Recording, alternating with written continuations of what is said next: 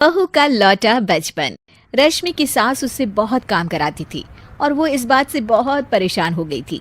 एक दिन सास कहती है, बहू, रसोई का काम खत्म हो जाए तो मेरे कमरे में आ जाना, कमरे की सफाई करनी है। ये कहकर सास वहां से चली जाती है। ये सासू माँ भी ना एक के बाद एक काम देती ही जाती है, जैसे कि मैं कोई बोतल से निकली हुई जिन हूँ।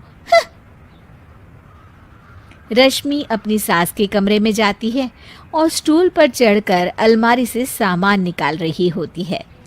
अरे बहू, संभाल कर, मेरा सामान तोड़ मत दियो।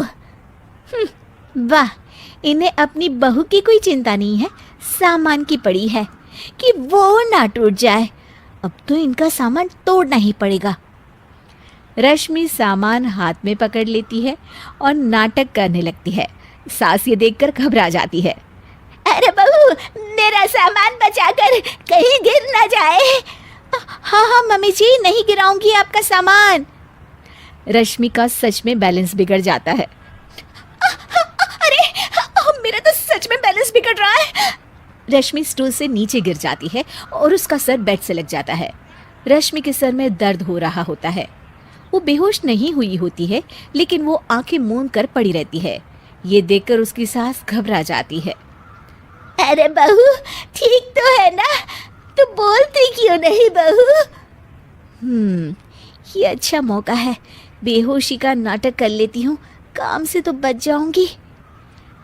सास रश्मि को बेड पर लेटा देती है और अपने बेटे सूरज और डॉक्टर को फोन करती है। वे दोनों कुछ ही देर में घर आ जाते हैं। सर पर चोट आने की वजह से ये बेहोश हो गई है। मैं कुछ दवाइयाँ लिख कर देता हूँ, ये मंगा लीजिएगा। उफ, वो ठीक हो जाऊंगी तो फिर से काम करना पड़ेगा। क्या करूं? अरे हाँ, ऐसी तरकीब निकाली है जिससे काम भी नहीं करना पड़ेगा और मेरी प्यारी सासू माँ को भी सबक सिखाने का मौका मिल जाएगा। डॉक्टर चले जाते हैं और रश्मि होश में आती है। तब वो बच्ची बनकर याददाश्त खोने का नाटक करने लगती है।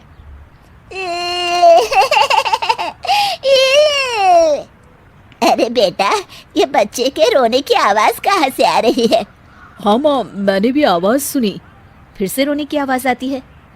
अरे ये तो मेरे कमरे से आ रही है। वो दोनों कमरे में आते हैं तो रश्मि रो रही होती है और बच्चों की तरह हरकतें कर रही होती है। दोनों उसे देखकर हैरान रह जाते हैं। मेरे मम्मी जी पापा कहाँ है? मुझे आइसक्रीम खानी है। अरे सूरज, ये तो बच्चों की तरह बर्ताव कर रही है। हाँ माँ, लगता है चोट लगने से इसके दिमाग पर असर हुआ है। आप लोग कौन है? मुझे मम्मी के पास जाना है। अंकल अंकल, मुझे मम्मी के पास जाना है। अंकल? अरे रश्मि, मैं तुम्हारा पति हूँ, क्या तुम्हें याद नहीं है? पति क्या होता है अंकल? और ये बूढ़ी आंटी कौन है? बूढ़ी आंटी? बूढ़ी किसको बोला? बूढ़ी को बूढ़ी नहीं बोलूंगी तो क्या बोलूंगी? तुझे तो अभी बताती हूँ मैं। बूढ़ी आंटी, गंदी बूढ़ी आंटी, गंदी बूढ़ी आंटी। मैं कल ही डॉक्टर के पास लेकर जाता हूँ रश्मि को। अगले दिन सुबह रश्मि की सास सारा काम खुद करती है और ये देखकर रश्मि को बड़ा मज़ा आ रहा होता है। अरे वाह, इस नाटक में तो बड़ा ही मज़ा आ रहा है। चलो थोड़ी और सेवा करवाते हैं सासू माँ से। आंटी, मुझे ना भूख लगी है। अरे इतनी देर से मेरा सर खा रही है, तेरी भूख नहीं मिटी। अब क्या खाना है तुझे? मुझे चॉकलेट शेक पीना है। अरे मुझे नहीं आता चॉकलेट वाकलेट शेक बनाना। मुझे चॉकलेट शेक चाहिए, मुझे चॉकलेट शेक चाहिए। उफ, अच्छा अच्छा मेरी माँ चुप हो जा, लाती हूँ बनाकर चॉकलेट शेक। रश्मि अपनी सास से खूब काम करा रही होती है और अपने नाटक का जमकर फायदा उठा रही होती है। रश्मि पूरे घर को बार बार गंदा कर देती है और उसकी सास बार बार सफाई कर रही होती है। ए बहू, तुझे समझ में नहीं आ रहा? कितनी बार कहा है कि एक जगह बैठ, अभी एक थप्पड़ लगाऊंगी तुझे। रश्मि रोना शुरू कर देती है। अरे अच्छा बाबा, माफ कर दे, मत रो, तुझे जो करना है कर, पर रो मत मेरी माँ।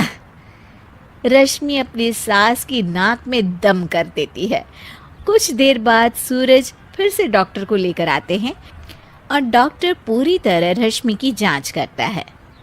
मुझे लगता है कि इनको हॉस्पिटल में ले जाकर स्कैन करना होगा, तभी कुछ पता चल पाएगा। बाप रे, मर गई, ये तो हॉस्पिटल ले जाने की बात करने लगे हैं। नहीं नहीं, मुझे हॉस्पिटल नहीं जाना। नहीं नहीं, मुझे हॉस्पिटल नहीं जाना डॉक्टर अंकल, गंदे अंकल, मुझे नहीं जाना। डॉक्टर तभी एक इंजेक्शन निकालते हैं और रश्मि को लगाने जा रहे होते हैं। नहीं नहीं, मुझे इंजेक्शन मत लगाइए डॉक्टर, मुझे इंजेक्शन से बहुत डर लगता है। मैं तो नाटक कर रही थी, मैं बिल्कुल ठीक हूँ। डॉक्टर और रश्मि की सास और पति एकदम दंग रह जाते हैं और रश्मि के इस नाटक का हो जाता है दी एंड।